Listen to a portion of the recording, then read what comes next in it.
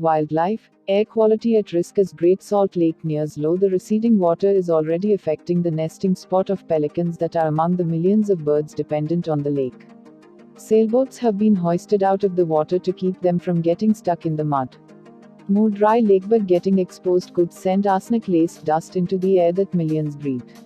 The silvery blue waters of the Great Salt Lake sprawl across the Utah desert, having covered an area nearly the size of Delaware for much of history.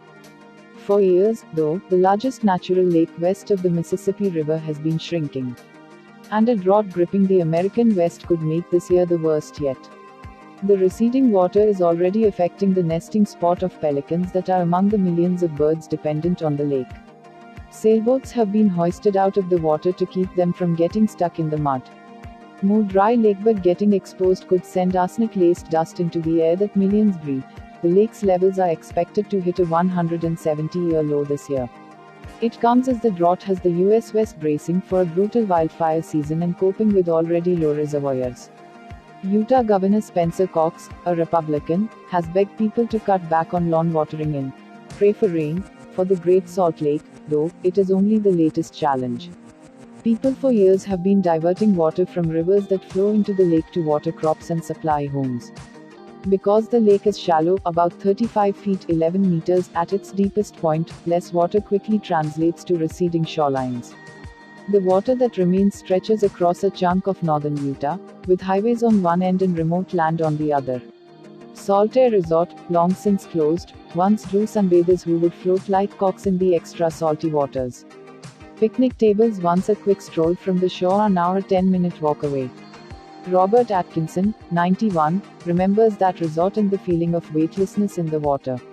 When he returned this year to fly over the lake in a motorized paraglider, he found it changed. "It's much shallower than I would have expected it to be," he said. "The waves have been replaced by dry, gravelly lakebed that's grown to 750 square miles, 1,942 square kilometers. Winds can whip up dust from the dry lakebed that is laced with naturally occurring arsenic," said Kevin Perry, a University of Utah atmospheric scientist. "It blows through a region that already has some of the dirtiest wintertime air in the country because of seasonal geographic conditions that trap pollution between the mountains." Perry warns of what happened at California's Owens Lake, which was pumped dry to feed thirsty Los Angeles and created a dust bowl that cost millions of dollars to tamp down. "The Great Salt Lake is much larger and closer to a populated area," Perry said. "Luckily, much of the bed of Utah's giant lake has a crust that makes it tougher for dust to blow." Perry is researching how long the protective crust will last and how dangerous the soil's arsenic might be to people.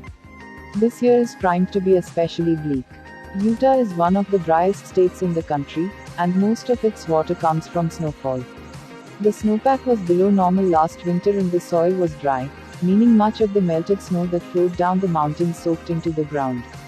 Most years, the Great Salt Lake gains up to 2 feet half a meter from spring runoff. This year, it was just 6 inches 15 centimeters, Perry said. "We've never had an April lake level that was as low as it was this year," he said. More exposed lakebed also means more people have ventured onto the crust, including off-road vehicles that damage it, Great Salt Lake coordinator Laura Vernon said.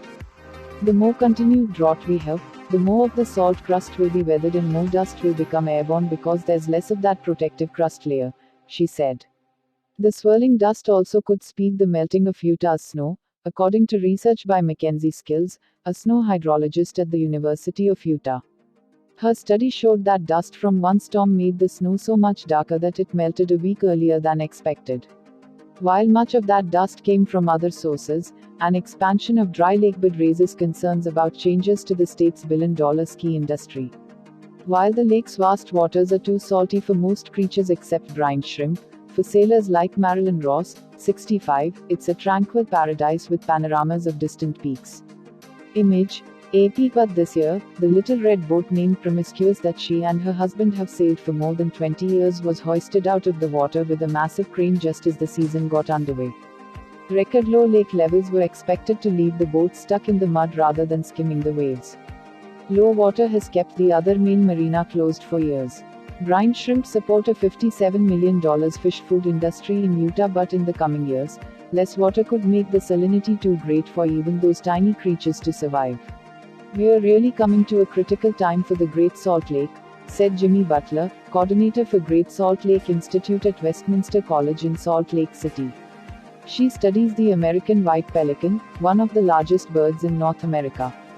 They flock to Gunnison Island, a remote outpost in the lake where up to 20% of the bird's population nests, with male and female birds cooperating to have one watch the eggs at all times. But the falling lake levels have exposed a land bridge to the island, allowing foxes and coyotes to come across and hunt for rodents and other food. The activity frightens the shy birds accustomed to a quiet place to raise their young, so they flee the nests, leaving the eggs and baby birds to be eaten by gulls. Pelicans aren't the only birds dependent on the lake. It's a stopover for many species to feed on their journey south. A study from Utah State University says that to maintain lake levels, diverting water from rivers that flow into it would have to decrease by 30%.